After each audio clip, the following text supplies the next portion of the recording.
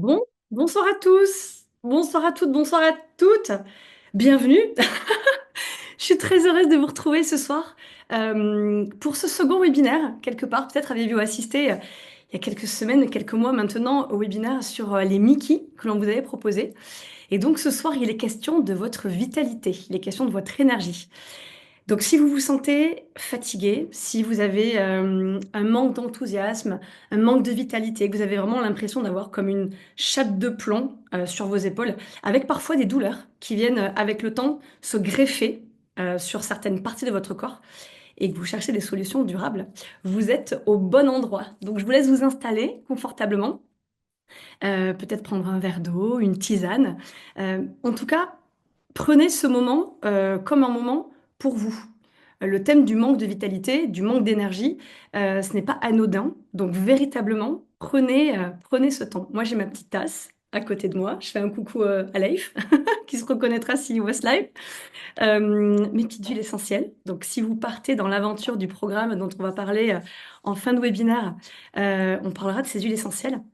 En tout cas, voilà, je suis dans une ambiance confortable pour passer cette petite heure avec vous. Donc pour ceux qui sont bien à l'aise également, n'hésitez pas à nous faire un petit coucou dans le chat euh, pour voilà, m'assurer que tout va bien. Vous pouvez nous dire d'où vous venez, me dire aussi si le son est bon, si l'image est correcte également. Euh, et puis peut-être également, ce que j'aime bien, c'est, et si vous le souhaitez, nous partager l'intention peut-être de ce soir, l'intention que vous avez pour ce webinaire. Est-ce que vous êtes là par curiosité ou est-ce que vous avez le désir, vraiment la volonté d'apporter quelque chose de nouveau dans votre vie? Et si c'est le cas, ben, n'hésitez pas à le partager si vous le souhaitez. Mais j'aime bien commencer les webinaires comme ça avec une intention de commencement. Donc je vous vois, coucou à tous, coucou Catherine, coucou Leslie, coucou Frédéric, coucou Evan. Il y a Tim qui vous salue aussi. Coucou Karina, c'est un plaisir. Sylvie, Alexandra, Julie, bonjour à tous. Et bienvenue, hein. Vraiment curieuse de découvrir ce webinaire. Bah, écoutez Muriel, la curiosité c'est aussi très très important et il faut rester curieux pour rester dynamique dans son esprit. Coucou les de Majorque, magnifique. Bon, bah, formidable, écoutez, bienvenue en tout cas à tous. Alors je voudrais commencer ce webinaire par vous présenter déjà Envol, parce que peut-être que certains d'entre vous sont ici par les réseaux sociaux et vous ne connaissez pas peut-être Envol, mais ici vous êtes chez Envol. Donc Envol a été lancé il y a 4 ans maintenant suite à des problèmes de santé de sa cofondatrice Julie Morin, je lui fais un coucou, qui est restée en fauteuil roulant pendant plusieurs années. Et par son expérience personnelle et avec l'aide précieuse de son compagnon, Tim Vandrich, à qui je fais un coucou aussi, ils ont regroupé dans cette application, dans une application, tous les outils qui ont contribué à sa guérison. Ensemble, ils ont construit Envol, où l'on retrouve pléthore d'outils, des outils de méditation, de fréquences sonores, des musiques de visualisation. Et vous le verrez, Envol sera un support important dans le programme Vitalité et pour toute personne qui a besoin d'introduire de l'harmonie dans son quotidien. C'est une application qui vraiment est une pipite absolue et que je vous encourage à venir explorer si vous ne la connaissez pas encore. Et donc au démarrage, Envol était uniquement une application, et puis ils ont commencé à mettre en place des retraites merveilleuses, transformatrices. Je ne sais pas s'il y a peut-être des personnes qui ont participé à ces retraites, et si vous êtes là, bah, faites-nous un petit coucou peut-être dans le chat. J'ai participé à certaines d'entre elles au cœur de l'Aveyron. On a eu des retours absolument formidables. Vous pouvez retrouver les retours sur le site. Oui, Aveyron, parce que Envol est basé à Toulouse, et donc je suis un petit peu la locale sud-ouest de l'équipe. J'ai un petit accent qui me trahit. Mais donc voilà, après le succès de ces retraites et vraiment la réussite avec des retours incroyables, la volonté était d'élargir l'accompagnement en proposant des programmes en anglais et en français autour globalement du bien-être. Et donc moi, pour me présenter, bah, j'ai le plaisir de travailler avec Envol sur toute la partie française. Je m'appelle Mathilde Dufourc, je suis naturopathe. J'ai un attrait particulier pour les pathologies de la peau, les maladies auto-immunes et tout ce qui va concerner le système nerveux. Et donc, avec le système nerveux, le sujet de l'énergie a été une évidence pour nous. Euh, Parce que l'énergie, alors si vous connaissez Envol, on peut cocher des objectifs lorsque on s'inscrit sur Envol. Et donc, l'objectif de l'énergie est l'objectif le plus coché. Donc c'était absolument évident de partir sur cette thématique-là.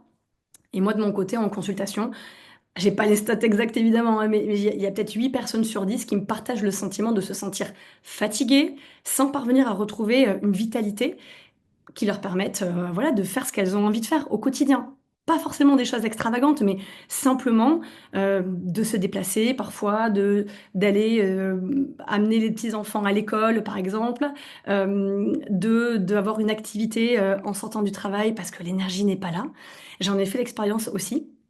Donc comme je vous le disais, l'évidence pour nous de démarrer par cette thématique-là. Et donc, comme on a une approche holistique et que je crois profondément en l'idée de comprendre la cause profonde de la maladie, et donc de la maladie, de la fatigue, et d'apporter des solutions, des pistes de réflexion, les pistes de réflexion qui doivent être adaptées à chaque individu. Donc, c'est ce qu'on va essayer de faire en tout cas ce soir. Et rappeler que sans connaître la cause, on peut passer longtemps à venir mettre des pansements, à venir, je le partageais un petit peu si vous avez vu des vidéos ou des newsletters qu'on a partagés. On va essayer d'acheter des compléments alimentaires, on va essayer d'acheter des livres, d'essayer de mettre des choses en place. Mais si on ne va pas chercher la cause, en fait, ce sont que des pansements qu'on va s'épuiser à venir coller. Donc ce soir, voilà, ensemble, on va essayer de venir définir les termes, mieux comprendre ce que c'est que l'énergie et puis définir, identifier les différentes voies qui vont venir interférer avec l'énergie. Donc on va un petit peu jouer, parce que le jeu est un média intéressant, c'est une voie intéressante pour apprendre à mieux se connaître. Donc voilà, on va faire un petit test. Peut-être que certains d'entre vous ont déjà fait le petit test qu'on avait proposé pour évaluer le niveau d'énergie, votre niveau d'énergie. Bon, ce soir, on va aller explorer d'autres aspects. Voilà, donc, je vais vous proposer différentes pistes selon les résultats de ce test avec des conseils pratiques à individualiser selon les résultats. Et puis on terminera par un petit exercice pratique que vous pourrez mettre en place. Un exercice qui est précieux pour moi, donc je vous le partagerai.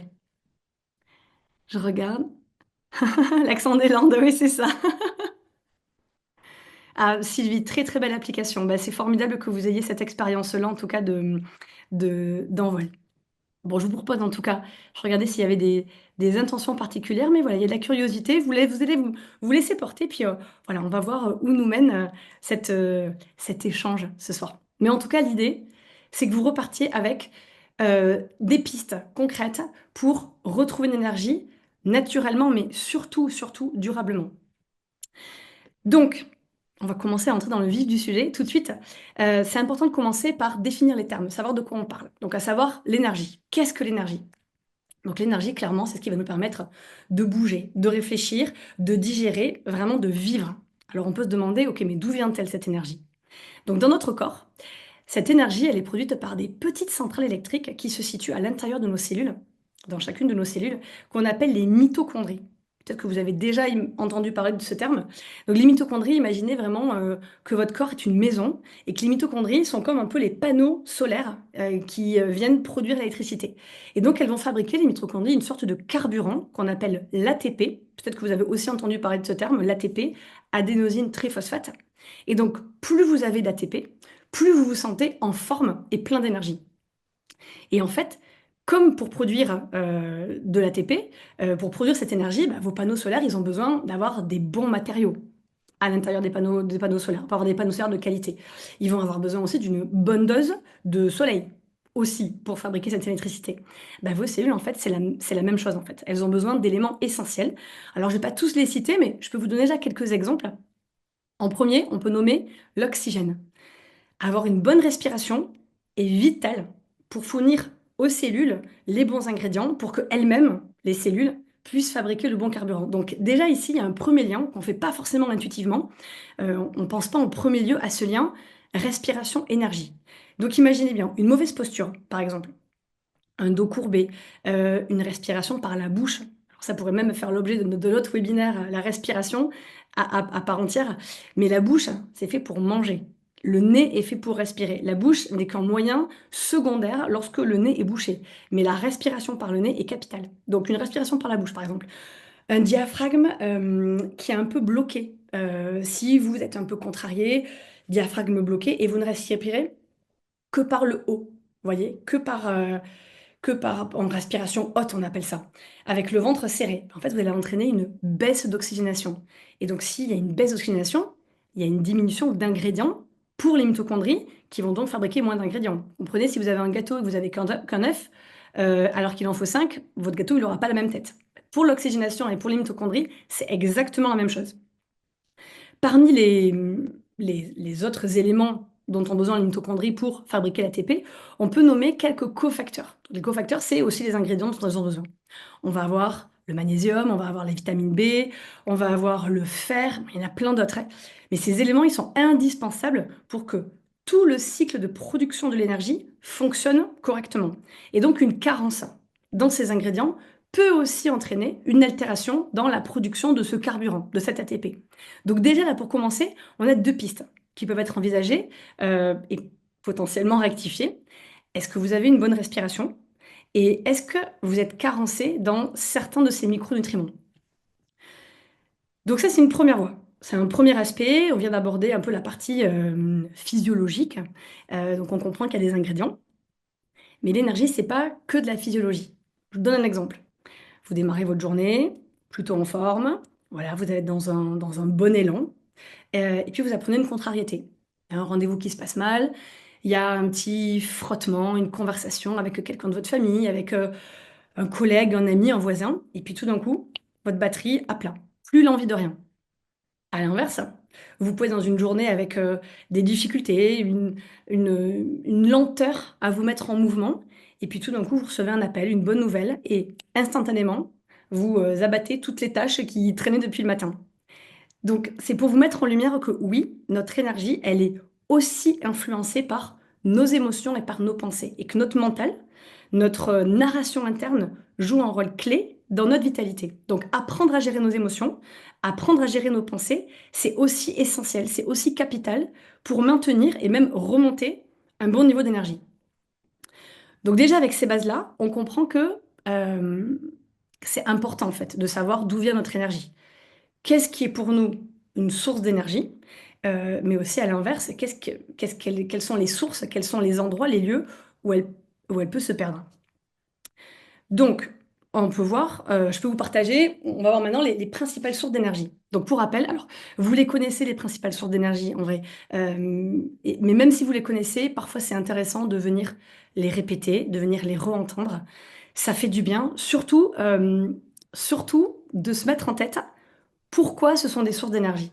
Parce que généralement, voilà, je vais vous partager certaines d'entre elles. Vous allez me dire, bah oui, oui, on les connaît, mais de comprendre le pourquoi. C'est là que ça se joue. Si on comprend le pourquoi, de mettre en place le changement est beaucoup plus facile. Le système nerveux, il a besoin de comprendre pourquoi est-ce qu'il fait les choses. Sinon, c'est trop coûteux pour lui. Il va le faire quelque temps, plus ou moins long selon la volonté, le dynamisme de chacun, voilà, entre 3 jours et 3 semaines. Puis on va s'arrêter. Donc, ce que je veux, c'est que les changements que vous allez mettre en place, ils soient durables. Et pour qu'ils soient durables, il faut absolument que vous compreniez en quoi ces sources d'énergie ont un impact sur votre corps. Donc, sans surprise, la première source, évidemment, vous avez l'alimentation. L'alimentation qui doit être variée, équilibrée, de saison. Donc, vous l'avez compris, on a parlé des cofacteurs. Cette alimentation, elle va fournir aux mitochondries les ingrédients essentiels à son bon fonctionnement. Donc, j'ai cité tout à l'heure les vitamines B, tout le groupe des vitamines B. Il y a le magnésium, le fer, le coenzyme Q10, il y a tous les antioxydants, les polyphénols qu'on peut retrouver dans les légumes et les fruits frais, qui sont indispensables à toute la production de cet ATP, ce qu'on appelle le cycle de Krebs. Je vous le partage pour peut-être certains d'entre vous qui connaissent. C'est vraiment le cycle de production de l'ATP que fabriquent les mitochondries. On peut également parler des végétaux, enfin une alimentation riche en fibres, en bons gras, des oméga 3 par exemple. Ça va favoriser un bon microbiote intestinal. Et un microbiote intestinal de qualité, en bonne santé, lui aussi va jouer un rôle clé dans l'absorption des nutriments, des micronutriments, qui vont donc participer voilà, aux mitochondries, à donner les bons aliments aux mitochondries pour qu'elles-mêmes fabriquent ce fameux ATP, ce fameux carburant. Donc déjà, on peut se poser un peu la question, est-ce que de ce côté-là, je suis comment niveau alimentation? C'est correct ou je fais un petit peu des pas de côté? Deuxième source d'énergie que je peux vous partager, bon, évidemment, c'est le sommeil. C'est pendant la nuit que le corps élimine les déchets qui viennent encombrer les cellules et qui empêchent les mitochondries de fonctionner à leur plein potentiel, à plein régime. Le sommeil, une bonne nuit de sommeil, ça va aussi générer la production de certaines hormones. Vous connaissez la mélatonine, vous connaissez l'hormone de croissance. Ces hormones-là, elles viennent régénérer et protéger les mitochondries. Elles garantissent en fait le bon fonctionnement des mitochondries. Et je sais pour autant que le sommeil, c'est un vrai sujet parce que quand on est en épuisement chronique, spécifiquement en épuisement mental, paradoxalement, même si on est épuisé, le sommeil, c'est vraiment, il peut être instable. Ça peut être vraiment un véritable sujet. Pour autant, c'est une sphère à pas négliger. Donc, malgré tout, il peut y avoir des petites pistes, des petites choses à mettre en place, vraiment, pour essayer de le préserver et d'en faire vraiment une source privilégiée. Autre source que je peux vous partager, évidemment, la respiration. La respiration, vous l'avez compris, je vous l'ai partagé dans les ingrédients hyper importants au début pour les mitochondries. Donc l'oxygène, qui est un élément clé. Sans lui, les mitochondries, je me répète, mais c'est aussi parfois par la répétition que les choses s'intègrent bien, elles vont transformer bon, le glucose et certains acides gras en ATP. Donc vraiment pensez à faire des respirations profondes, régulières, par le nez, pour améliorer voilà, la bonne oxygénation et pour optimiser toute la production énergétique et venir couper aussi certains radicaux libres qui peuvent venir endommager les mitochondries. Je regarde si vous m'entendez bien.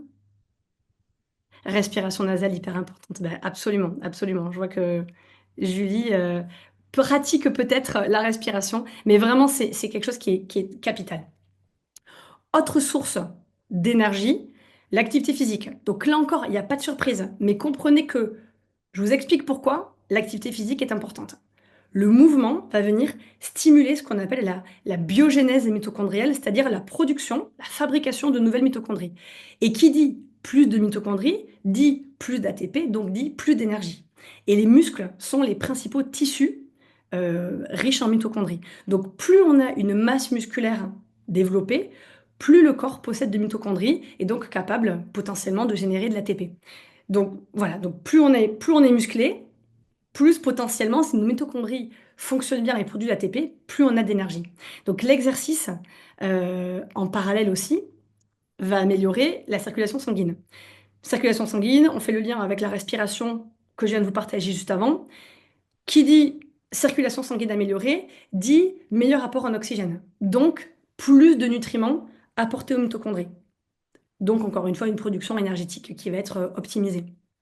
Et quand je vous parle d'activité physique, comprenez que on peut aller à la salle, on peut nager, faire du vélo, du yoga, mais on peut aussi faire une rando, une marche un peu dynamique. Ça fonctionne aussi très bien. On peut, parmi les activités, parler de jardinage, par exemple. Le jardinage, venir solliciter les muscles. L'idée, en fait, c'est ça. L'idée, c'est de solliciter les muscles. Tout est bon à prendre pour simplement limiter la sédentarité. C'est vraiment une source qui est importante. Et puis parmi les autres sources très très importantes, hyper importantes qu'on peut citer, on a les relations sociales, des relations sociales nourrissantes, on a des activités plaisantes, là aussi qui nous nourrissent, et un environnement agréable. Je les ai mis ensemble, ces trois sources, parce qu'elles ont le même effet, mais véritablement, ce sont trois sources à part entière. Les relations sociales, quel est votre rapport, quel rapport vous entretenez avec votre famille, avec vos collègues, avec vos amis, vos activités. Alors bien sûr, ça peut être des activités professionnelles, comment ça se passe dans votre travail. Mais ça peut être, si vous êtes, une maman à la maison, il y a des personnes, il y a des mamans qui vivent très, très bien d'être à la maison, mais il y a d'autres qui le vivent moins bien. Donc comment est-ce que vous vivez, en fait, cette situation-là? Il y a des personnes aussi qui peuvent être à la retraite et il y a des personnes qui, s'éclatent en retraite et qui, au contraire, se lancent dans plein d'activités et c'est absolument un régal. Et puis d'autres qui vont vivre ce passage-là de manière plus difficile et donc c'est bien d'identifier, notre rapport aux activités. Idem pour l'environnement. Est-ce que l'environnement dans lequel je suis, que ce soit l'environnement vraiment extérieur à votre maison, est-ce que vous vivez en ville, à la campagne, est-ce que ça vous convient? Est-ce que vous vivez dans une maison, un appartement, est-ce que ça vous convient? Est-ce que vous avez dans l'aménagement de votre habitat, de votre maison, de votre chez vous, un lieu, un endroit, un coin qui est agréable? Tout cela, en fait, ça va participer à réduire ce qu'on appelle le stress oxydatif qui est un facteur, lui aussi, de destruction des mitochondries. Et donc, c'est lié, tout ça, cet environnement, les relations sociales que vous allez vivre, c'est lié aux émotions positives. Donc, les émotions positives, les pensées positives, favorisées par, je vous le disais, l'entourage, l'environnement, favorisées, euh, vont favoriser en fait la bonne production hormonale, notamment la production de neurotransmetteurs ou d'hormones que vous connaissez peut-être. On peut citer la dopamine, l'ocytocine, les endorphines, qui sont toutes les hormones de la joie, du plaisir, du bien-être. Et ces hormones-là, elles vont venir un peu contrebalancer une autre hormone qui est nécessaire, mais qui ne doit pas être en accès, vous me voyez venir, le cortisol. Donc le cortisol, c'est une hormone qu'on appelle l'hormone du stress, qui est bénéfique à certains moments de la journée, qui est bénéfique le matin, par exemple, pour se mettre en mouvement, pour se mettre en énergie. Mais lorsqu'elle est trop sollicitée, cette hormone, elle va se déréguler. Et plus elle va se déréguler, plus elle va nous entraîner dans une phase d'épuisement. Et en maintenant ce bon équilibre hormonal, on va protéger les mitochondries et donc des bonnes mitochondries vont fabriquer un bon ATP qui va nous apporter physiologiquement, en tout cas, une bonne énergie. Donc vous pouvez déjà commencer à vous poser un petit peu la question, comment est-ce que vous vous sentez avec votre entourage? Est-ce que vous vivez dans un lieu qui est agréable, qui est rangé? On peut en rire, mais c'est hyper important. En tout cas, un environnement qui vous plaît. Et puis, est-ce que vous êtes satisfaite ou satisfait de vos activités? Ça aussi, c'est un point important. Alors, on pourrait rester plus longtemps sur ces sources d'énergie. Qu'est-ce que c'est que bien manger? Comment mieux dormir? On pourra y revenir tout à l'heure si vous avez des questions, prendre un temps de questions-réponses. Euh, mais ce soir, j'avais aussi plus à cœur d'appuyer un peu plus sur le pourquoi cette baisse d'énergie. Donc là, vient naturellement par opposition les sources d'énergie, les fuites d'énergie. Donc elles sont un point essentiel, les fuites d'énergie, parce que si on n'identifie pas les fuites d'énergie, ce qui nous vide, ce qui nous draine, il y a les sources qui sont importantes, mais les fuites, elles sont capitales. C'est comme si on passait notre vie à remplir un seau percé. Donc si vous le remplissez très très vite, très abondamment, que vous faites très très attention à votre alimentation, que vraiment vous faites beaucoup d'activités physiques parce que vous savez qu'il faut avoir des muscles, donc il faut, on va dire, fabriquer des mitochondries pour favoriser la production d'ATP. En fait, vous allez vous épuiser, vous allez peut-être avoir une sensation de quantité en vous épuisant comme ça, une sensation sur le moment d'avoir une bonne énergie, mais au final, dès que vous allez arrêter, vous allez vous épuiser et l'épuisement, la fatigue, va revenir encore plus fort, encore plus vite. Donc une fois qu'on a identifié les sources, il faut identifier les fuites. Alors, je vais y passer rapidement parce que c'est un peu le pendant de ce que je viens de vous partager, mais on va retrouver, je vous dis le pendant inverse, une alimentation inflammatoire, des produits transformés, des sucres raffinés. Des sucres raffinés, en fait, cette alimentation délétère, elle va venir surconsommer l'énergie. L'organisme, il va utiliser cette énergie pour lutter contre l'inflammation, pour gérer une digestion qui va être beaucoup plus lourde. Il va fatiguer le foie. Ça va réduire, avec une inflammation intestinale, ça va venir réduire l'absorption des micronutriments. Micronutriments qui sont déjà pauvres dans une alimentation qui est riche en produits transformés, en junk food, en fast food. Donc là, on comprend bien que voilà, c'est extrêmement délétère et qu'il y a une fuite facile, en fait, d'énergie qui peut être rectifiée. Évidemment, je passe vite le manque d'exercice physique, voilà, ou le surmenage. Parce qu'encore une fois, comme je vous le disais, parfois, on peut se dire, voilà, je sais que le sport, ça peut être bénéfique pour moi, donc je vais en faire presque à outrance. Mais là aussi, si c'est mal géré, mal dosé, bah, ça peut apporter euh, une fuite, comment dire, excessive, où en fait, le mieux est l'ennemi du bien, dans ce cas-là. Évidemment, le stress chronique, qui va venir épuiser toutes les réserves de magnésium. Magnésium, le moindre stress, une nuit blanche, vous videz vos stocks de magnésium. Donc voilà, c'est vraiment l'avoir en tête quand on parle de cofacteurs pour le fonctionnement de la fabrication des mitochondries. Le magnésium, c'est hyper, hyper important. Mais le stress chronique va aussi venir impacter les hormones. Rappelez-vous, les hormones, je vous ai dit que c'était des facteurs, en tout cas, qui venaient préserver, favoriser les mitochondries. Donc hyper important aussi de faire attention. Les pensées négatives, les émotions toxiques, on en a parlé aussi, qui vont venir solliciter en permanence votre système nerveux et puis activer toutes les hormones du stress, le cortisol entre autres.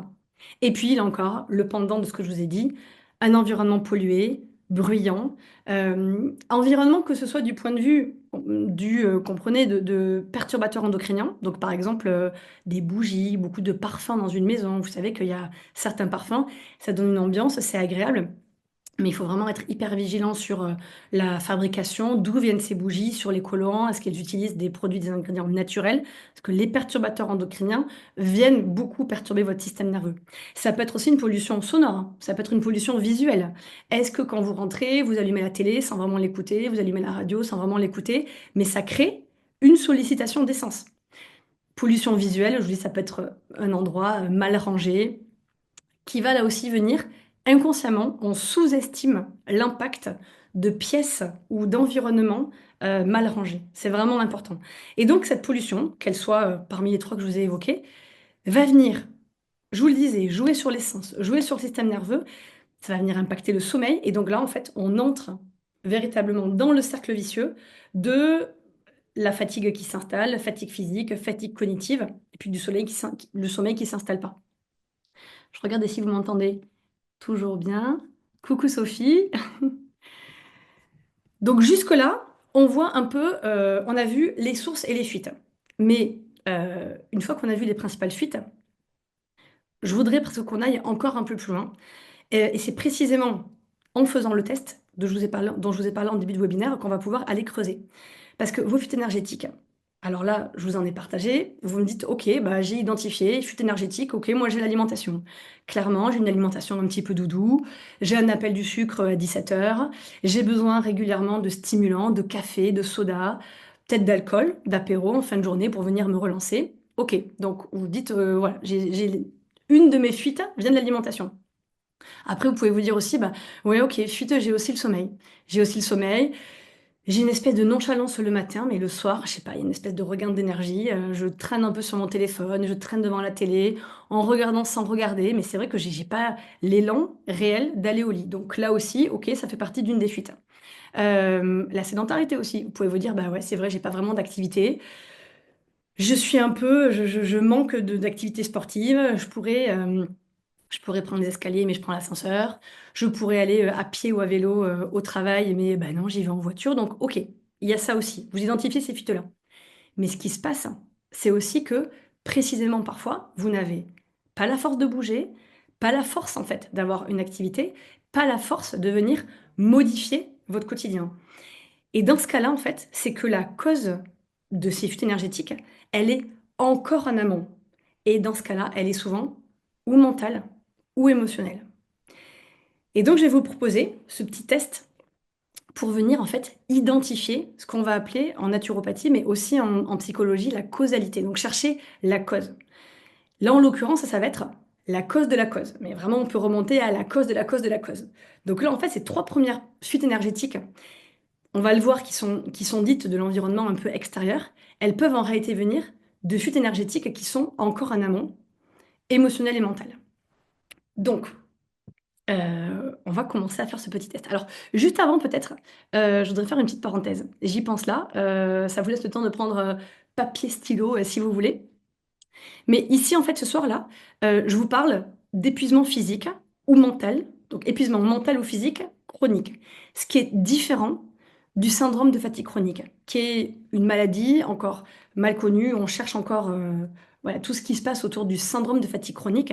Mais contrairement à la fatigue mentale chronique, le SFC, donc syndrome de fatigue chronique, c'est une pathologie, a priori plutôt de l'ordre biologique, mais qui n'a rien à voir avec ce dont on parle ce soir.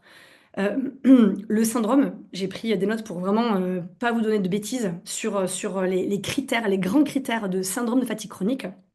On a un épuisement physique extrême qui rend les tâches quotidiennes impossibles. Impossible d'aller faire les courses, impossible de vider sa machine à laver par exemple sans l'obligation de faire une petite pause au milieu. Donc ça, c'est le premier critère. Deuxième critère, on a une aggravation de l'état après un effort physique, un effort cognitif, un effort émotionnel. Donc dès lors qu'on réalise un effort là-dessus, il y a une aggravation de la sensation. Troisième, on va avoir un sommeil non réparateur. Donc là, on peut avoir une nuit de 10 heures, la personne va se lever tout aussi fatiguée. Quatrième critère, il va y avoir une aggravation des symptômes en position debout et une amélioration en position allongée. Donc il peut y avoir, ça c'est vraiment les 4 critères majeurs. Il peut y avoir d'autres symptômes associés. On peut penser à des troubles de la mémoire, des troubles de la concentration. Il peut y avoir aussi des douleurs corporelles qui viennent s'intégrer, des sensibilités à la lumière. Il y a souvent une hypersensibilité du système nerveux. Alors, ces derniers symptômes, on peut les retrouver dans les épuisements chroniques. Dans les burn-out, par exemple, ils sont assez fréquents. Mais vraiment, ça reste différent du syndrome de fatigue chronique, qui lui, vraiment, doit être diagnostiqué et accompagné par un médecin. Il peut y avoir un accompagnement en parallèle, en naturopathie ou par une autre thérapie, mais réellement, le suivi médical reste la priorité. Voilà, je voulais juste faire cette petite parenthèse rapide, mais peut-être que certains d'entre vous sont concernés, ou vous, ou peut-être des proches, et voilà, et je tenais vraiment à faire cette différence entre ce dont on parle ce soir et véritablement le syndrome de fatigue chronique. Je vous en parlais avant et puis j'ai j'ai oublié, prise dans mes explications. Donc, revenons à notre test. Je vous propose. Donc, c'est un test que l'on peut retrouver en psychologie. Il est assez connu. Je vous demande vraiment de répondre complètement spontanément. Il faut vraiment être honnête avec vous-même. L'idée, c'est de savoir pourquoi j'en suis arrivée là. Qu'est-ce qui m'empêche en fait? Qu'est-ce qui m'empêche de faire? Qu'est-ce qui m'empêche de réaliser telle ou telle chose? Donc, on va commencer à se préparer. Euh, Et ouais, voilà, ça fait toujours du bien de se réapproprier en fait ces notions et d'avoir le pourquoi. Ah, merci, c'est Julie, c'est gentil. Et ouais, le replay arrivera. Donc, je vous propose de vous préparer pour le test. Alors, je crois que n'est pas loin et va peut-être commencer à proposer le test. Ready? Ouais. Alors, c'est un petit test très facile. Vous allez voir, il y a 100 questions. Essayez de ne pas vous poser plus de questions et de répondre de manière assez spontanée à ce qui vous vient en fait. Quels sont les premiers aspects, les premières réponses qui vibrent le plus pour vous, qui résonnent le plus pour vous?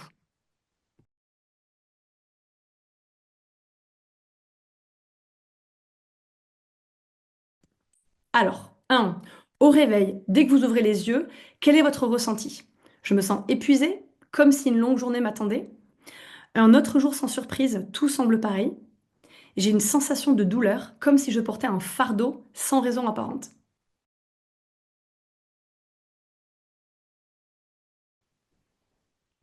Je vais les lire un peu plus vite parce que vous les avez lus, donc a priori, vous vous rappelez de ce que vous venez de cocher. Question 2. Attendez, je regarde dans le chat s'il y a rien de... Ouais, du coup, c'est ABC, exactement. Exactement. Oui, oui, oui. Ouais, oui.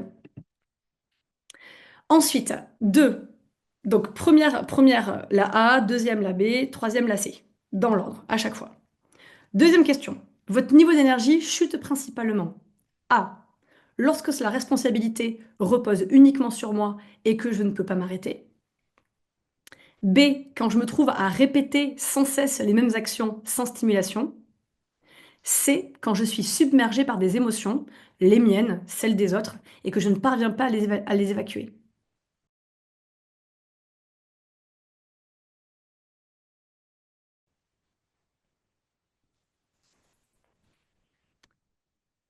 C'était la question 2. Vous me direz après si vous voulez que j'en répète. Mais là, voilà, j'enchaîne sur les questions. Troisième question. Si vous deviez symboliser votre état du moment par une image, ça serait A. Un moteur en surchauffe fonctionnant malgré le signal d'alarme. 2. Une montre qui fait du surplace sans but ni progression. 3. Un sac trop rempli, le fameux Mary Poppins, Sylvie, avec des objets dont vous ne savez que faire.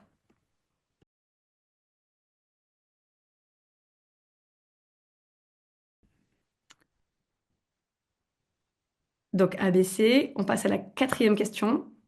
Vous me direz si vous voulez que j'en répète certaines. Quatrième question. Qu'est-ce qui vous dérange le plus actuellement dans votre vie? A. La pression, les responsabilités écrasantes et la fatigue mentale. B. Le sentiment d'être coincé, comme si tout était un peu figé, un peu suspendu et que vous ne pouvez pas avancer. C. La sensation de devoir accumuler trop de choses émotionnelles sans pouvoir les libérer, trop de non-dits.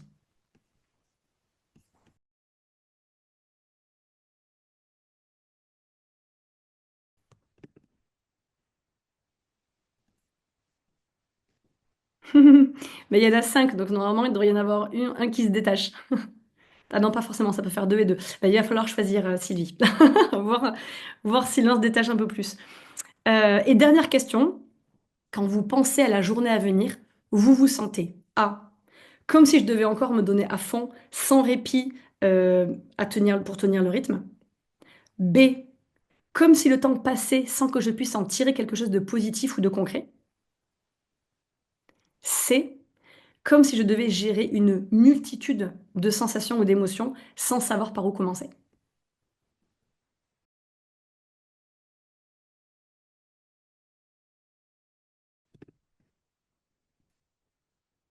Est-ce que vous avez tous vos lettres?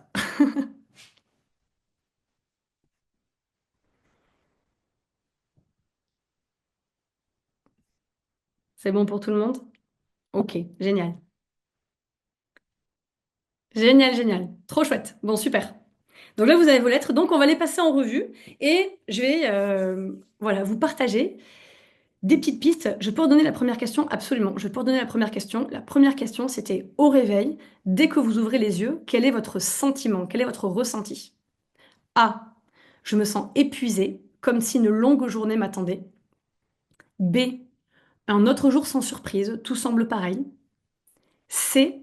J'ai une sensation de lourdeur, comme si je portais un fardeau sans raison apparente.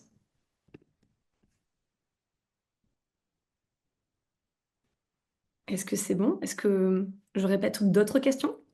Est-ce que c'est bon pour tout le monde? Avec plaisir, Anne.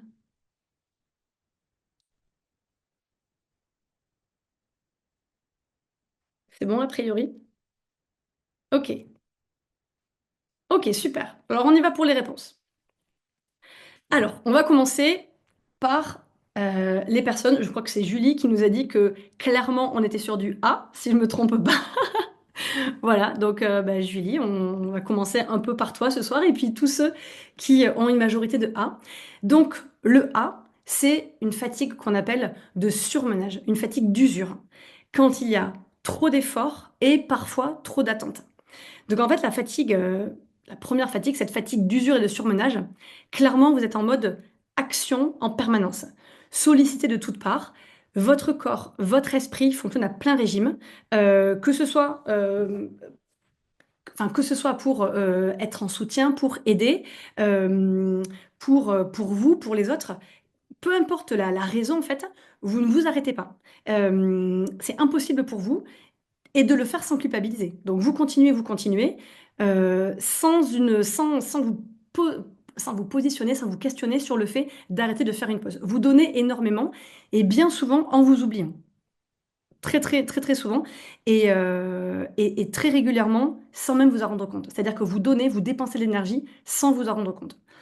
Donc là, vous portez tellement de choses à bout de bras, que ce soit par nécessité, que ce soit par habitude, que ce soit par éducation aussi, que ce soit également par croyance, parce on peut avoir ce sentiment-là de vouloir aider beaucoup pour être aimé par l'autre, par les autres de manière générale.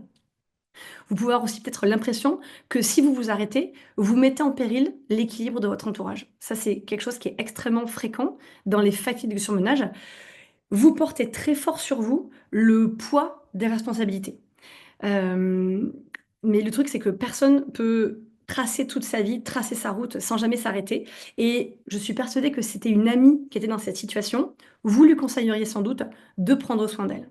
Donc là, dans les profils des fatigues de surmenage, des fatigues usuelles et des fatigues d'usure, on va retrouver les profils perfectionnistes. Donc là, vous avez des standards très élevés, que ce soit au travail, dans votre vie personnelle, même dans les tâches du quotidien. Vous voulez bien faire, voire même trop bien faire, et ça vous pousse à ne pas parvenir à relâcher en fait la pression. Ensuite, on va avoir, je reprends pour les catégories, le pilier, le profil, le pilier de votre entourage, le pilier de la famille. Tout le monde compte sur vous. Votre famille, vos collègues, vos amis. Vous êtes véritablement celui ou celle qui trouve des solutions, qui rassure. Mais forcément, à force d'être là pour les autres, bah, vous vous épuisez, vous vous oubliez vous-même. Ensuite, troisième profil qu'on va avoir dans ces catégories-là A, Vous me direz après si les catégories A, vous vous êtes retrouvés un petit peu dans ce profil, dans ces profils et dans ces états. Il y a le passionné qui ne sait pas s'arrêter, le ou la passionnée. Vous aimez ce que vous faites, vous vous investissez à fond, que ce soit dans votre travail, dans vos projets, dans tout ce qui vous tient à cœur. Mais cette implication, qui est souvent totale, passionnelle, elle arrive à un point où bah, vous vous épuisez la tâche et vous vous videz. Il y a aussi le parent, évidemment, le parent, l'aidant, qui va ne s'accorder aucun répit. Donc là, bah, vous vous occupez d'autres en priorité, vos enfants, ça peut être un proche dépendant aussi. Euh, Ça peut être même tout un groupe de personnes, ça peut être dans le travail également, où bah, vous allez vous occuper du collectif. Et vous avez pris l'habitude de mettre vos propres besoins en dernier. Et forcément, dans cet état, la fatigue s'accumule. Euh, Sans la possibilité, sans l'axe en fait de souffler, d'avoir la pause en fait pour vous offrir cette parenthèse. Et puis après, il y a la personne qui sait pas dire non aussi. Il y a le profil de je n'arrive pas à dire un non concret. On vous demande un service, une mission de plus? Oui. La réponse est oui. Débordé, pas débordé, vous ne vous écoutez pas. Et à force, bah, vous débordez justement d'activités, de réponses aux autres. Et la charge mentale explose forcément mêlée à tout ça. Alors, on peut retrouver dans ce profil-là de ne pas savoir dire non, on va le voir tout à l'heure, on peut retrouver cette réponse-là également dans les réponses C. Mais ça va se recroiser. C'est pour vous donner une idée sur les profils et voir si ça vous parle. Et puis ensuite, autre profil qu'on peut retrouver aussi dans les C, mais c'est le battant, la battante, qui refuse de montrer les signes de faiblesse. On a des profils comme ça où c'est on avance coûte que coûte, même si on est épuisé, on n'aime pas demander de l'aide. Vous avez appris à encaisser, encaisser sans vous plaindre, sans rien dire. Et automatiquement, au bout d'un moment, bah, tout ce qui ne s'exprime pas s'imprime. Et donc, sans exprimer justement ce qui peut bloquer chez vous, bah, le corps commence à se fatiguer, l'esprit fatigue. Et voilà, votre corps commence à lancer des signaux d'alarme. Donc là, les deux derniers, on peut les retrouver après un peu dans le C. On va revoir ça. Mais en tout cas, là, on est sur les profils des A. Ce qui est important quand on est sur les profils des A, donc vraiment sur la fatigue d'usure et de surmenage. Il faut lever le pied. Ça vous semble impensable. Vraiment, c'est inenvisageable pour vous. Pour autant, c'est vital. Absolument vital. Insérez des pauses dans votre journée, même si elles sont très très courtes. Apprendre à dire non, à poser des limites, même si encore ça semble difficile au début, peut-être qu'au début ça sera compliqué, mais gardez dans un coin de votre tête que ça va être nécessaire. Ça va être nécessaire de déléguer également davantage, d'accepter de ne pas avoir toutes les responsabilités sur vous. Et puis arriver à retrouver des moments de plaisir qui n'ont pas d'objectif pour vous. Il n'y a pas, il y a pas à faire quelque chose pour aider, pour remplir une tâche, juste par plaisir. Et donc, je vous propose de vous poser, pour ces profils-là, deux questions. La première, ça va être, qu'est-ce qui vous empêche vraiment de ralentir? Est-ce que pour vous, il y a une raison comme ça? Peut-être que ça va pas être évident, peut-être que vous ne pourrez pas y répondre ce soir, mais peut-être qu'il y a une première graine, en fait, qui est semée et que au fil du temps, peut-être avec des réflexions, un peu plus tard, bah, il y a déjà des premières parties de réponse, en tout cas. S'il n'y a pas une réponse complète, au moins des parties qui vont commencer à émerger. Et qu'est-ce qui vous fait peur? Qu'est-ce que vous craignez euh, dans le fait de faire en fait? Si vous ne faites pas quelque chose, qu'est-ce qui vous fait peur en fait? Qu'est-ce qui vous... Ouais, je peux pas l'exprimer autrement. Si vous ne faites pas, qu'est-ce qui va se passer? Essayez de voir. Est-ce qu'il n'y a pas une possibilité de, si c'est pas vous qui le faites, peut-être quelqu'un d'à côté? Je dis pas que toutes les situations sont faciles, mais il y a toujours des pistes à envisager. Donc, je vous propose vraiment de vous poser ces deux questions. Est-ce que dans les profils A, pour ceux qui ont eu du A, est-ce que ça a résonné, en tout cas, est-ce que ça a un petit peu parlé en vous? Alicia, ouais, qui dit que ça vous correspond bien. Aussi, Sylvie, Julie. Bon, bah super. En tout cas, voilà, je sais que forcément, quand on a Karina aussi, bah écoutez, bah, voilà. Mais en tout cas, quand on est ce type de fatigue, je sais bien que vous dire, bah ouais, il faut s'arrêter un petit peu, c'est inenvisageable. Non mais les gars, quand toute la vie, depuis des années, on est dans les responsabilités dans le faire, forcément, c'est pas en un claquement de doigts que ça va s'arrêter et que vous allez vous dire, OK, je fais une pause. Mais vous l'avez dans un coin de la tête et peut-être que vous allez commencer à instaurer des petites parenthèses. Parce que vous êtes clairement dans le profil de la fatigue d'usure, la fatigue de surmenage. On pourrait y revenir dessus après si vous avez peut-être des questions. Là, je vous propose de passer aux réponses B, pour ceux qui ont eu une majorité de réponses B. Alors, réponse B, là, on est sur une fatigue qui est dite de routine pesante, une fatigue de stagnation. Donc là, clairement, pour vous, les réponses B, votre quotidien, il est peut-être très bien structuré, avec même une sécurité financière de votre situation, mais il vous manque un certain dynamisme, il vous manque de la nouveauté. Les jours se ressemblent, il y a cette répétition, cette routine qui finit par peser sur votre énergie, sur votre motivation. Vous pouvez ressentir une espèce de forme d'ennui, en fait, dans votre quotidien, jusqu'à une perte de sens, parfois, si c'est pas rectifié, perte de sens dans ce que vous faites, dans votre vie. Et il y a une sorte de lassitude qui s'installe, ou qui s'est installée, mais en tout cas qui perdure. Et là, c'est vraiment, c'est pas juste de la fatigue, il y a une fatigue, mais il y a vraiment un manque de mouvement intérieur qui s'est installé. Et vous avez peut-être un cadre de vie très stable, très rassurant, mais quelque part, il y a quelque chose qui s'est éteint en vous. C'est pas vraiment juste un passage à vide, c'est vraiment un signal de perte de sens, de perte de passion, et en poussant, bah, de perte de vivant, parce qu'on on perd un peu l'élan quand on est dans cette phase dans ce profil-là de fatigue.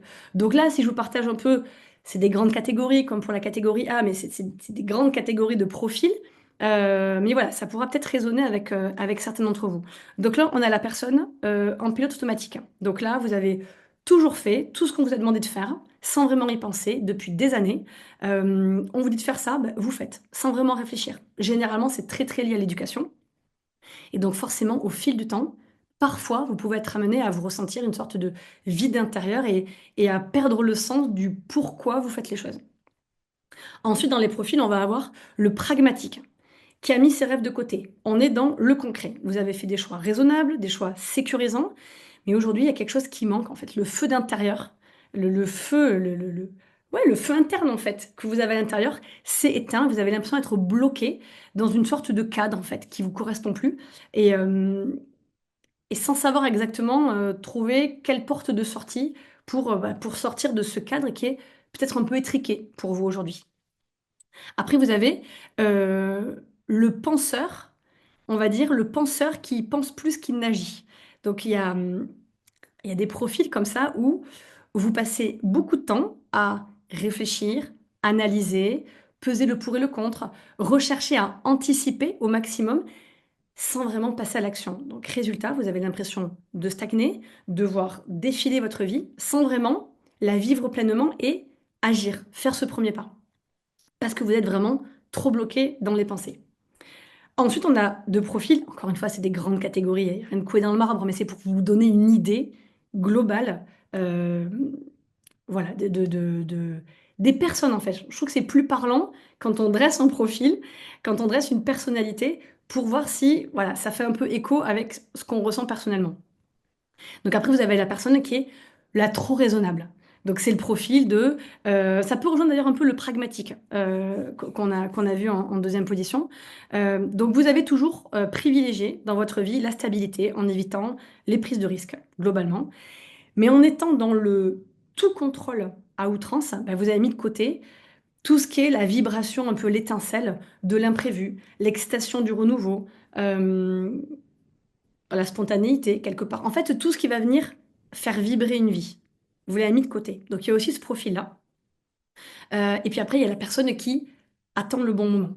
Voilà, donc vous aimeriez changer quelque chose dans votre vie, que ce soit le travail, un nouveau projet, un nouveau mode de vie de manière générale, mais vous attendez le bon timing. Et ce bon timing, bah, possiblement, il n'arrive jamais en fait.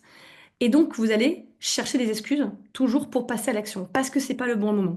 Et ça, on peut le relier à la perfectionniste paralysée, qui veut que tout soit planifié. C'est encore un autre type de profil, mais tout bien planifié, tout bien organisé avant de vous lancer dans vos projets, avant d'aller dans du changement. Et le parfait, évidemment, il n'arrive pas. Donc, on reste à peu près au même point. Donc là, pour ce type de profil, c'est hyper important d'introduire du changement. Quel qu'il soit, mais introduire du changement, même minime. Ça peut être évidemment tester une nouvelle activité que vous ne faites pas, ça peut être bousculer une nouvelle habitude, ça peut être changer de trajet pour aller à votre travail ou pour vous rendre à un lieu habituel. Ça peut être des choses, extrêmement simples. Vous savez ce qui est rigolo un peu, parfois, je ne sais pas si dans vos familles, vous mangez tous à la même place, mais ça peut paraître risible, mais le fait de changer de place à table, lorsqu'on est toujours habitué à avoir, les mêmes personnes aux mêmes endroits, rien que ça, de voir la perspective de la pièce cuisine ou salle à manger, différemment, ça y joue. Détrompez-vous, ça y joue. Le cerveau engramme une modification. Et donc tout de suite, impacte tout son processus. Donc c'est hyper important. Même si ça peut paraître complètement dérisoire. Ça a une action forte. Voilà, donc globalement, expérimentez quelque chose d'inédit. Peut-être reconnectez-vous aussi à vos passions profondes. Peut-être quand vous étiez enfant, il y avait une activité que vous aimiez faire, que vous avez un peu mis de côté, une activité que, voilà, qui vous mettait en joie quand vous la démarriez. Donc peut-être essayer de réintroduire, de vous replonger un petit peu dans ce qui vous animait, ce qui vous est vibré, et que vous avez peut-être, voilà, délaissé. Essayez de retrouver peut-être cette activité-là. Et donc je vous propose de vous poser deux questions. Depuis combien de temps je n'ai pas ressenti une vraie montée d'enthousiasme, une excitation de joie? Et une autre question, qu'est-ce qui vous retient aujourd'hui d'aller se chercher ce petit frisson, cette petite excitation? Donc là encore, comme pour les profils A, il n'y a pas une réponse qui va forcément venir toute prête ce soir. Mais encore une fois, c'est se rendre compte, peut-être conscientiser, c'est déjà un premier pas, que en fait, ce qui peut nous drainer, ce qui peut être une fuite énergétique chez nous, c'est d'être, immobile, complètement bloqué, complètement figé, avoir les pieds bloqués au sol et ça peut être une fuite énergétique très, très forte et on peut très, très bien manger, on peut essayer de faire plein de choses à côté, bah, ça va pas fonctionner en fait. La nuit, elle sera quand même pas réparatrice, et si on règle pas ça, peut-être même que la nuit, peut-être même qu'il y aura des ruminations qui vont s'enclencher et qu'on n'arrivera pas à résoudre le problème du sommeil parce qu'il y a ça un petit peu derrière. Donc, c'est essayer d'analyser en amont des fuites qui peuvent être intéressantes. Est-ce que dans les profils, hem, est-ce qu'il y avait oui, ça peut être du burn-out, absolument Sylvie. Je sors d'un gros burn-out, donc j'apprends à ralentir, mais c'est très dur. Absolument, absolument, surtout quand on est complètement habitué à être dans l'action. Mais le B s'apparente aussi à du burn-out, absolument. Oui. Donc voilà, vous nous direz, peut-être après on pourra en rediscuter, compléter. Pour ceux qui sont dans le B, est-ce que ça vous a parlé? Est-ce que vous êtes reconnus? Hem, voilà, est-ce qu'il y a ces profils ou en tout cas ces blocages qui ont pu venir faire un écho, en vous? Et je vous propose de continuer avec la réponse C. Je vais boire un petit peu.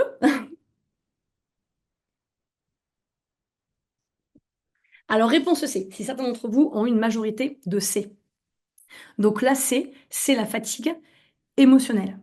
C'est la fatigue de trop d'émotions accumulées. Donc là, globalement, vous portez un trop-plein d'émotions inexprimées, de tensions relationnelles ou de préoccupations diffuses, qu'elles soient professionnelles, personnelles, relationnelles au sens large en fait. Même dans l'ordre de connaissances. Mais vous êtes affecté par ce que des connaissances pourraient dire, penser. Ça peut être des préoccupations financières. On peut aussi ajouter dans ces fatigues-là toutes les épreuves de la vie, par exemple. Vous absorbez également beaucoup, très souvent, le stress des autres. Heu et en absorbant ce stress des autres, parfois vous ressentez un poids permanent sans réellement savoir l'identifier, sans réellement avoir la source. Juste vous avez un poids sur la poitrine, un peu un petit poids, une petite boule au niveau du ventre, une espèce de joie de vivre un peu qui vous a quitté, mais sans vraiment savoir pourquoi. Vous vous sentez pas bien, mais sans trop savoir exactement pourquoi. Donc là, il y a vraiment un poids émotionnel qui va s'accumuler. Vous êtes peut-être habitué, certainement, à porter trop, à encaisser sans rien dire. C'est pour ça qu'on peut parfois le rejoindre d'un certain niveau avec la A, à faire comme si tout allait bien pour ne pas gêner, pour ne pas embêter. Et identifier ce profil, c'est déjà comment dire? Intégrer, conscientiser que vous avez le droit de vous exprimer, d'exprimer ce qui vous pèse, de poser ce poids, de venir déposer en fait vos valises un instant, de venir, oser, bah, vider votre sac. On parlait tout à l'heure du ménage de printemps avec le sac de Mary Poppins, mais c'est vraiment venir, déposer ce qui est trop lourd. Et encore une fois, si vous aviez une amie en face de vous dans cette situation-là, vous seriez la première à lui dire: «Il faut t'exprimer, il faut venir déposer». Donc c'est important, c'est important et c'est toujours intéressant de voir, comment on est, toujours un meilleur conseiller pour les autres et pas forcément pour soi. Donc dans ces profils-là, on va retrouver évidemment l'hypersensible, donc l'éponge émotionnelle. Vous ressentez intensément les émotions des autres, vous absorbez leur stress, leur tristesse, leur colère sans vraiment savoir comment, vous protéger de cette surcharge, juste vous aider, vous absorber leur peine et vous les aider. Jusqu'à ce que ça arrive, jusqu'à l'épuisement évidemment et que ça vous draine. Ensuite, vous avez le confident. Donc là aussi, on les repère ces profils. Le confident de tout le monde, ces personnes, voilà, extrêmement bienveillantes. Donc vous êtes là à, en fait, naturellement, on vient se confier à vous, parce que vous êtes la personne qui a une écoute attentive, active, une écoute bienveillante, disponible. Vous êtes d'ailleurs souvent très bon conseiller, mais le truc c'est qu'à trop écouter les émotions des autres, bah, vous n'avez plus l'espace pour écouter et exprimer vos propres émotions. On va avoir ensuite celui qui ne veut pas déranger avec ses problèmes. Je vous en parlais, juste avant. Vous gardez pour vous, par peur d'être un poids pour les autres, par peur de rajouter des soucis pour les autres et vous avez une tendance d'ailleurs aussi en parallèle à minimiser vos propres difficultés et le poids s'accumule automatiquement avec des années. Il y a aussi un profil dit du nostalgique. Donc le nostalgique, c'est, quelque chose qui vous pèse, une blessure qui est non refermée, c'est une situation qui est passée, mais qui continue à influencer votre présent. Vous avez du mal à avancer car une partie de cette situation reste attachée, à ce qui s'est passé ou ce qui a été, mais en tout cas cette partie-là est toujours comme un boulet à vos chevilles. Donc ça y contribue aussi. Puis après vous avez le profil de la personne qui évite les conflits. Voilà, il y a des profils comme ça où vous avez horreur des tensions, horreur des disputes, au point de passer votre vie à faire des compromis pour préserver la paix, arrondir les angles et comme toujours, à force de ravaler et de ne pas dire ce que vous exprimez, bah, vous accumulez de la frustration, de l'amertume. Et puis, qui ressemble au battant qu'on a vu dans la catégorie A, je vous avais dit que si on pouvait un peu recroiser les 2, vous avez celui qui est fort en apparence. Voilà, qui, rien ne le touche, pas de fatigue, voilà, vous donnez l'image de quelqu'un d'hyper stable, hyper solide. Puis en fait, à l'intérieur, bah, comme tout le monde, vous portez, enfin comme tout le monde, mais comme beaucoup, oui, vous portez, bah, voilà, ce fardeau émotionnel important que vous avez appris à cacher, hem, tout en étant comment dire? À l'accueil, à l'ouverture de la sensibilité des autres, de l'écoute des autres. Mais même si vous avez appris à cacher votre sensibilité, ça ne veut pas dire qu'elle est pas là. Donc c'est important aussi de voir si dans quelle catégorie vous vous trouvez. Donc là, évidemment, ici, sans surprise, c'est mettre des mots sur ce que vous ressentez, que ce soit en parlant, en écrivant, en utilisant, quelques moyens créatifs, que ce soit. Ça peut être même par la danse, en fait, en exprimant vos émotions par le corps. Ça peut être en faisant la distinction entre ce qui est, véritablement sous votre contrôle et ce qui ne l'est pas. Ça, c'est important sur ce profil-là. Il y a une phrase de Marc Aurèle que j'aime beaucoup qui dit, «Ayez le courage d'affronter, de corriger ce qui peut l'être, la sérénité d'accepter ce qui ne peut pas l'être, ce qui ne peut pas être modifié, ce qui ne peut pas être changé et la sagesse de différencier entre les 2. Et parfois, on va passer un temps infini à changer quelque chose qui ne dépend pas de vous et puis à l'inverse, parfois, on va ruminer, bloquer, ou se dire que c'est enfin ruminer, bloquer en se disant que c'est une fatalité, alors que vous avez un pouvoir d'action dessus. Donc c'est important dans les ruminations qui sont très présentes sur cette catégorie-là, de venir, voilà, poser des mots et et arriver à venir libérer, en fait, libérer ce poids. Faut trouver un espace. Donc que ce soit par des amis, parfois c'est plus compliqué, par des amis, des personnes de confiance. Enfin, personnes de confiance, ça c'est bien, mais parfois des amis, comme je vous disais, ce profil-là, ils ont peur de gêner. Donc parfois passer par un thérapeute ou un groupe de parole. Nous, par exemple, on l'a vécu à la retraite en vol. Lorsqu'on proposait des retraites, il y a des personnes qui venaient, voilà, déposer un petit peu un trop-plein Et c'est hyper agréable parce qu'on est tous là à écouter avec beaucoup de bienveillance et on restera un peu en contact, mais on n'a pas ce poids du quotidien de se revoir et parfois c'est beaucoup plus agréable. Donc, essayez de creuser des endroits où vous pouvez venir un peu vous déposer euh, pour vous libérer. Le soulagement est immense. Pour ce profil-là, les questions qui peuvent être explorées, c'est qu'est-ce que vous gardez en vous et qui ne demande qu'à sortir? Est-ce qu'il y a quelque chose que vous pouvez identifier? Encore une fois, c'est pas à y répondre tout de suite, mais est-ce qu'il y a quelque chose? Est-ce qu'il y a une dispute avec quelqu'un de votre famille, un non-dit dans le travail? Ça peut être, enfin, n'importe quoi, quelque chose qui vous bloque. Vous savez que ça vous bloque, mais vous ne l'exprimez pas. Donc, essayez d'identifier ça, identifier les zones de blocage. Et qu'est-ce que vous évitez d'affronter en restant dans le silence? Donc voilà, je vous propose de creuser un petit peu ça. Ouais, mais ah, salut Life! Trop chouette. Salut. La prière de la sérénité, je la connais pas la prière de la sérénité, Héloïse, ça peut être intéressant, peut-être que vous pourrez nous la partager. Elle correspond peut-être à ce profil-là. Donc en tout cas, voilà, vous nous direz si les personnes qui avaient une majorité de C, vous pouvez peut-être vous identifier, vous reconnaître dans ces profils. En tout cas, l'idée, d'identifier votre profil. euh, En fait, comment vous dire? Identifier votre profil.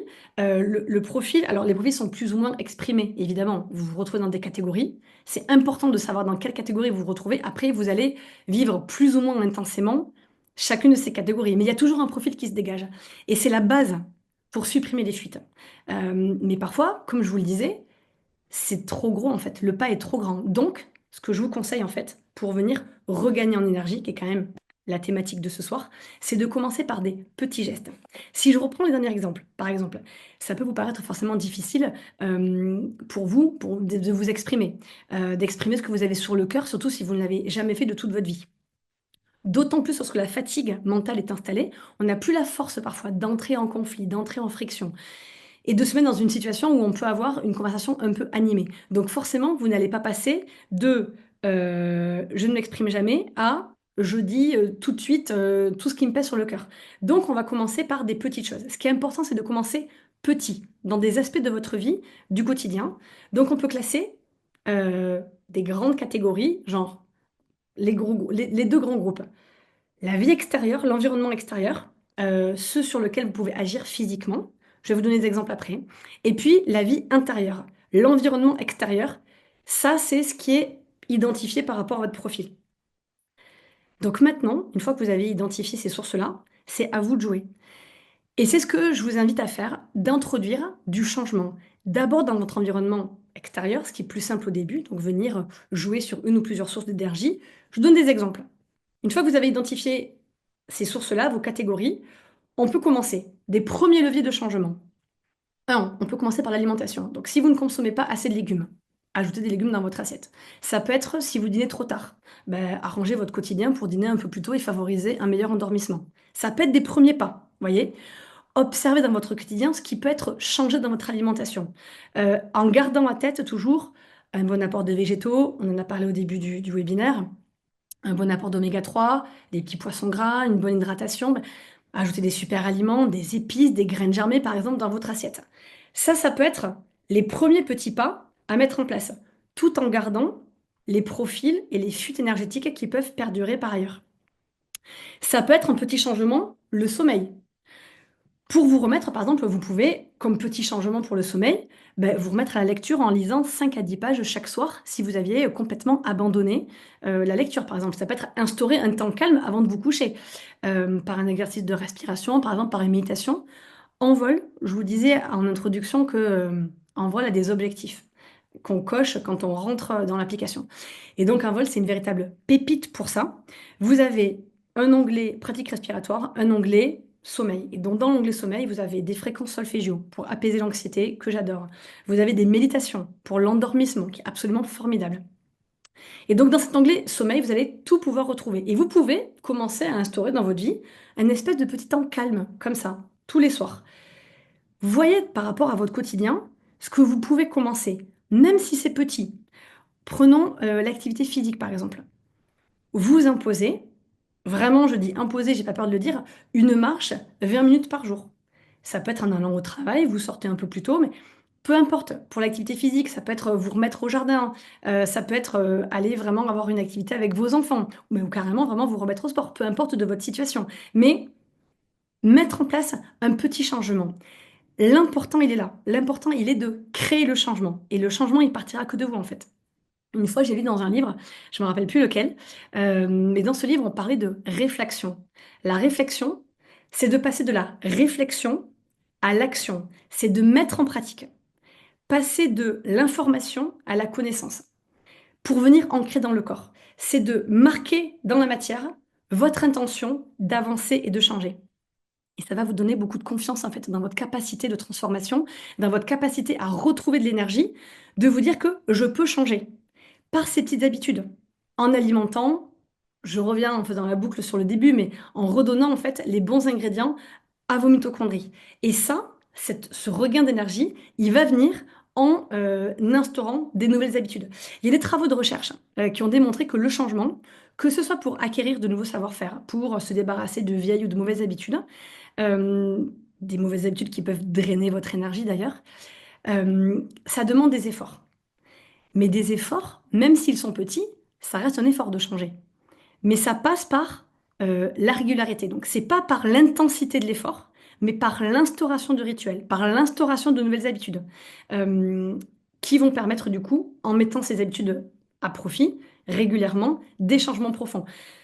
Alors, on peut le faire évidemment de manière individuelle, si vous pouvez, mais on peut le faire aussi, et c'est beaucoup plus facile de le faire en groupe. Et parfois, la motivation manque. Et donc, l'élan primaire pour instaurer le changement, pour apporter cette première énergie, l'énergie manque en fait pour mettre en place le premier pas. Et donc, on a besoin parfois que quelqu'un nous prenne la main, que quelqu'un nous montre le chemin. Donc, si vous avez ce premier élan, évidemment, d'introduire des petits changements, encore une fois, je vous le dis, c'est pas l'intensité du changement, c'est la régularité du changement. Faites-le.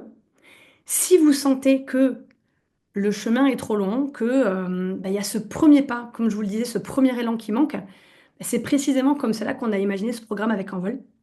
On a voulu vraiment un accompagnement au quotidien, parce qu'encore une fois, comme je vous le redisais, ce n'est pas dans l'effort immense que la transformation se joue, mais c'est dans la régularité. Donc, petit pas, mais tous les jours. Et donc, c'est un programme, ce programme Vitalité qu'on a conçu qui va durer 45 jours, donc 6 semaines, avec une vidéo courte chaque jour. Un petit exercice très simple. Certains sont même répétés, mais ils sont surtout extrêmement rapides à mettre en place pour que vous puissiez les introduire facilement dans votre quotidien. Donc, un exercice petit, mais il ne faut pas sous-estimer la puissance de la goutte qui vient tomber sur le rocher. La transformation, elle s'opère et elle s'opère en profondeur. Donc avec ce programme qu'on a voulu vous proposer, on est parti sur 6 semaines. Parce qu'il faut voilà, une période, une certaine période en tout cas pour vraiment engrammer certaines habitudes. Donc la première semaine, on va commencer par instaurer un rituel matinal. Parce que le début de journée, il donne le ton de toute la journée. Donc il faut se mettre en mouvement dès le réveil. Et ça va changer complètement la tournure de votre journée et votre état d'esprit. La deuxième semaine, on va parler d'alimentation. Donc chaque dimanche, vous allez avoir une vidéo un peu plus longue qui explique donc l'alimentation. On va parler de microbiote, on va parler des super aliments, des aliments vraiment qui sont importants à mettre dans votre alimentation. Et puis la semaine, par exemple, de l'alimentation, on va faire notre petit déjeuner ensemble. Parce que souvent, les petits déjeuners, un petit déjeuner un peu trop sucré, par exemple, va entraîner des fringales tout au long de la journée, va venir déréguler la glycémie. Ou bien encore, même si on a une fatigue, par exemple surrénalienne, une fatigue de thyroïde, une hypothyroïdie, pas de petit déjeuner, ça va venir accentuer la fatigue parce que le corps va venir puiser l'énergie dans le corps, dans ses propres ressources. Alors que parfois, d'amener un petit peu des ressources extérieures, ça peut aider. La troisième semaine, je vais vous partager des rituels autour du sommeil, autour de l'utilisation des huiles essentielles qui peuvent être propices au calme, des petits pas, encore une fois, des petits gestes pour venir actionner ce premier levier. Enfin, ce premier levier, là on est à la troisième semaine, mais c'est ce levier du sommeil. La quatrième semaine, on va travailler sur votre environnement. Je vous l'ai dit, l'environnement, c'est absolument capital. Voir votre rapport à lui, que ce soit par rapport à votre rapport à la nature, par rapport à votre rapport à chez vous, par exemple. Instaurer une bulle qui soit propice à l'intégration de nouvelles habitudes, de nouveaux rituels. La cinquième semaine, on va travailler sur votre vie intérieure, cette fois-ci votre environnement extérieur. Et donc, on va explorer les pensées positives, les émotions positives. Et la sixième semaine, dernière semaine, on va revenir sur les fuites énergétiques, donc les grandes catégories qu'on a vues là, et on va voilà, échanger ensemble, on va partager des clés pour apprendre à respecter vos besoins. C'est très important parce que si vous mettez en place les premiers critères, donc je vous ai dit les sources d'énergie dites de votre environnement extérieur, donc l'alimentation, le sommeil, votre rapport à la nature, à l'activité physique, si vos fuites énergétiques, émotionnelles et mentales ne sont pas réglées, ça tiendra pas dans le temps en fait. Et nous, ce qu'on veut ici, c'est que bah, vous repartiez avec une énergie florissante sur du long terme. Que vous puissiez faire toutes les activités que vous voulez. Je vous disais, aller chercher vos petits-enfants à l'école, faire des activités avec eux, réintroduire une activité, vous, dans votre vie, mais vous n'avez pas le temps parce que bah, vous n'avez pas la disponibilité émotionnelle et donc physique de le faire. Tout ce que vous aviez arrêté de faire, de recommencer à le réintroduire dans votre vie. C'est vraiment notre mission au travers de ce programme. Donc à l'intérieur également, il y a un livret pour vous accompagner avec un récapitulatif de toutes les pratiques. C'est comme un cahier de bord. Alors pour les moins de 35 ans, s'il y en a peut-être ce soir, ça vous parlera pas. Mais on l'a pensé comme, enfin inspiré du passeport. Je sais pas si vous vous rappelez le cahier de vacances qu'on avait quand on était petit, passeport. Enfin moi que je faisais en tout cas. Et donc l'inspiration, elle vient vraiment d'avoir un petit carnet avec des petits exercices à la fois instructifs mais à la fois ludiques. Vous avez évidemment, magnifique, l'accès en envol, donc l'accès à l'application tout au long du programme. Et puis un chat où on pourra échanger pour aller plus loin si vous avez des questions. Rien n'est plus riche que l'expérience et que le partage de pratiques. Et puis pour tous ceux qui le souhaitent, il y a une option d'avoir un rendez-vous personnalisé, pardon, rendez-vous de naturopathie avec moi pour voilà, peut-être aller creuser un peu plus loin sur vos problématiques spécifiques. Donc voilà, Envol a vraiment fait le choix avec cette offre. C'est un baptême en fait, c'est une offre vraiment exceptionnelle. C'est un baptême parce que c'est la première fois qu'on lance un programme en français. Et donc on souhaite qu'il soit le plus abordable possible et puis qu'il soit oui, que le plus grand nombre en fait puisse en bénéficier. Donc vous allez avoir un lien qui va peut-être se mettre dans le chat. Je ne sais pas si tu l'as mis, Tim.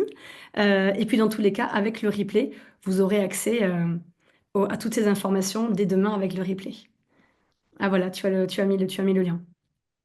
Formidable. Alors je regarde un petit peu. Vous pourrez retrouver du coup toutes ces informations dans le mail dès demain. Alors je regarde si vous avez un peu des questions. On arrive au terme de ce webinaire. Il nous reste l'exercice à faire pour ceux pour ceux qui ont encore un tout petit peu de temps. Alors je regarde s'il y a des questions.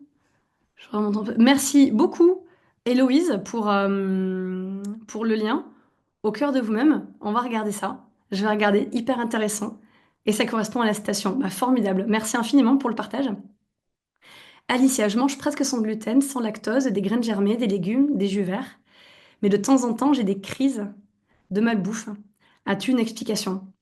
Alors, il peut y avoir plein de raisons, mais déjà, ça peut faire partie de, précisément, j'en parlais tout à l'heure, de remplir ce seau vide, de faire plein de choses, mais presque avec une frustration qui peut venir s'installer, dans le sens où on a la sensation de bien faire toutes les choses, mais il manque encore une pièce en fait, et qui fait que bah, il y a encore des petites crises qui reviennent. Alors après, ça peut être plein de choses, ça peut être de manière très physiologique, en manque de protéines, parce que les protéines peuvent engendrer derrière des crises, en fait, des petites crises de nourriture doudou, et on en a tous, hein. Alors après, des crises, qu'est-ce que c'est? Si c'est 2 fois par mois, c'est pas très grave. Si c'est 5 jours par semaine, voilà, faut venir explorer. Mais ça peut être une carence de protéines, une alimentation trop pauvre en protéines, qu'elle soit animale ou végétale, là, ça dépend vraiment du profil. Ça peut être ça, et après, ça peut être euh, une fuite énergétique émotionnelle qui n'est pas réglée. Et donc, on s'épuise en mettant des pansements par l'alimentation, le sport, en essayant de bien dormir, mais pour autant, Pour autant, voilà, ces pulsions reviennent. Ça peut être des petits déjeuners trop sucrés également. Alors après, si vous mangez sans gluten, sans lactose, sans graines germées, je pense que vous avez une conscience quand même de l'alimentation. Euh, Là, comme ça peut être les pistes, ça peut être des carences micronutritionnelles, euh, mais avec les jus. Peut-être explorer la piste des protéines ou la piste des fuites énergétiques, un vide émotionnel à combler en fait. C'est possible. Bonsoir à tous. Et oui, il est l'heure du dîner, je vois l'heure qui tourne, effectivement. J'ai pu voir un petit bout de ce programme, nous dit Julie, je peux vous dire qu'il est absolument incroyable, ludique et motivant. Merci beaucoup. Sylvie, votre famille vous appelle à dîner. Ben, c'est parfait, mais on est arrivé, euh, on est arrivé au terme de ce webinaire de toute façon. Cindy qui nous dit la malbouffe peut être aussi des crises d'histamine. Oui, l'histamine, alors on est encore sur autre chose, mais l'histamine peut créer plein de symptômes. La malbouffe peut entraîner effectivement un taux d'histamine trop important. Mais donc, enfin, dites-moi un peu plus, merci, enfin, dites-moi un peu plus ce que vous entendez par là. L'histamine, c'est pas quelque chose de mauvais en soi, c'est quand on en a trop et que le corps le gère pas bien en fait. Que notre enzyme qui est censée dégrader l'histamine, donc la DAO, soit fait mal son travail, donc là il y a une notion de génétique, pardon, pas d'épigénétique. Est-ce qu'on a ce polymorphisme génétique qui vient bloquer en fait le fonctionnement de cette DAO, de cette enzyme, ou bien est-ce qu'on consomme trop d'aliments contenant de l'histamine? Ça peut être une inflammation aussi du système digestif, qui fait que là aussi, l'histamine, enfin le système digestif, l'épithélium endothélial surréagit en la présence d'histamine. Voilà, ça s'appelle. Mais effectivement, l'histamine, en fait, on peut avoir trop d'histamine et pas assez d'AO. Oui, bien sûr, oui, oui, absolument, mais c'est ce que je viens de. Ouais, ouais, absolument, absolument, complètement. Ouais, ouais. Ah bah écoute, Alicia, je te remercie. Avec plaisir de te retrouver dans ce programme. Avec grande joie. Si vous n'avez pas d'autres questions, je ne crois pas en voir. Je peux vous proposer, pour terminer, pour finir de manière un petit peu pratique cette soirée, de terminer par le petit exercice dont je vous ai parlé. C'est un exercice que j'aime beaucoup, que j'aime énormément, qui vient activer le nerf vague. C'est l'exercice que l'on appelle l'exercice du soupir, donc qui va venir stimuler. En fait, je vous explique comment ça se passe et je vous explique après le phénomène. Donc en fait, l'exercice du soupir, l'idée c'est d'avoir une grande première inspiration par le nez, classique. Et une fois qu'on a terminé, on vient faire une seconde petite inspiration supplémentaire, comme pour venir compléter l'air dans les poumons. Et puis après, on va venir expirer lentement, tout doucement par la bouche, en relâchant tout l'air. Et on va faire ça 3 fois, 3, 4, 5 fois, en prenant notre temps. Et en fait, cette petite inspiration supplémentaire, elle va venir aider à ouvrir les alvéoles, donc à améliorer l'oxygénation dans le sang. Vous avez compris, l'oxygène qui est un des ingrédients au fonctionnement mitochondrial et donc à la production d'ATP, cette énergie, ce carburant énergétique pour vous redonner de l'élan, vous redonner de l'entrain. Il y a l'expiration prolongée derrière qui va venir activer le système parasympathique, qui va venir réduire le stress et qui va venir favoriser un état de calme et donc du coup diminuer des pensées ruminantes qui peuvent venir être une source de fuite énergétique. Et puis ça va venir réguler le rythme cardiaque et donc tout ce qui est tension artérielle pour venir calmer le corps. Et donc c'est un outil, c'est un exercice qui est extrêmement pratique et extrêmement bénéfique, très très utile quand il y a des troubles d'endormissement et quand il y a des petites crises d'anxiété qui arrivent ou de stress, par exemple. Donc, je vous propose, si vous êtes prêts, qu'on le fasse ensemble. Alors, vous pouvez vous installer confortablement, vous pouvez relâcher un petit peu les épaules. Et on va commencer. Première grande respiration par le nez. Et quand vous avez fini, une supplémentaire. Et vous soufflez par le nez, par la bouche, tout doucement, comme si vous souffliez dans une paille.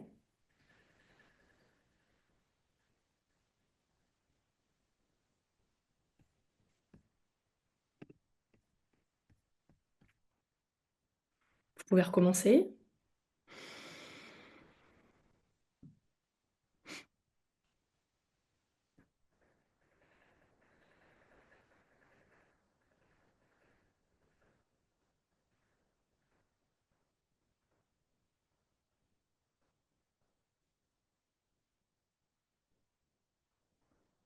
On peut refaire encore une fois. Longue inspiration. Et quand vous avez terminé, une supplémentaire.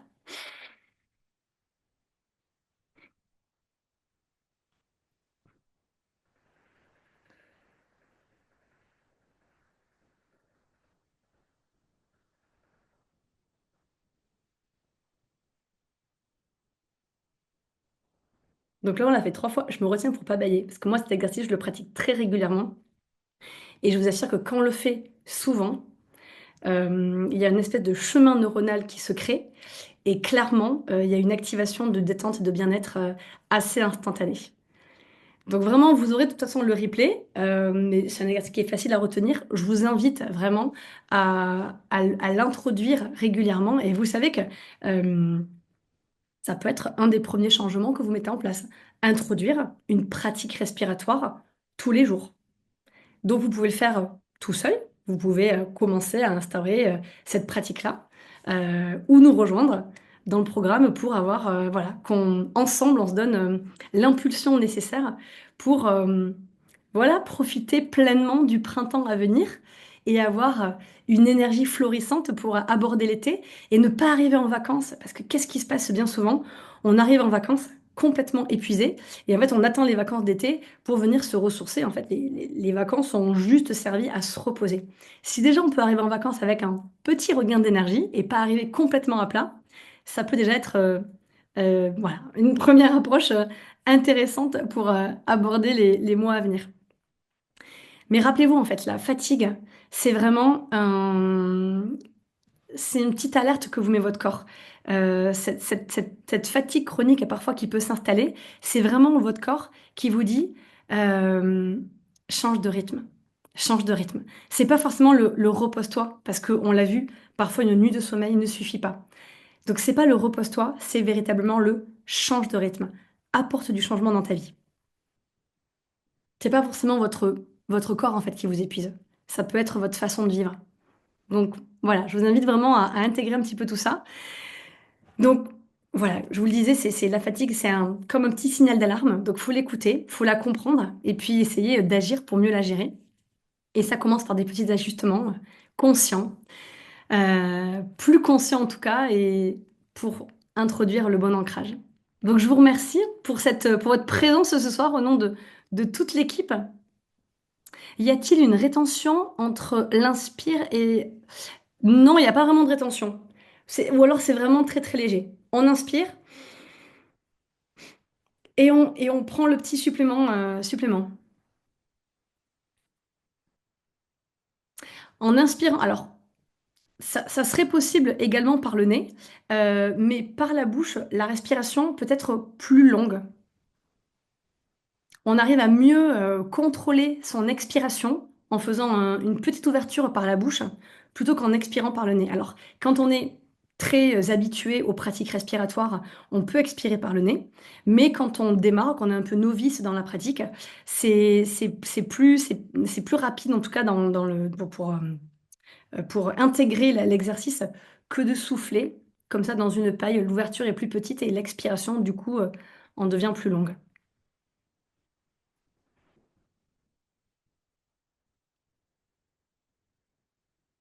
Ah, merci pour vos retours. Oui, oui, c'est l'heure de dîner. Merci infiniment. Ah, vous avez baillé, Sabrina.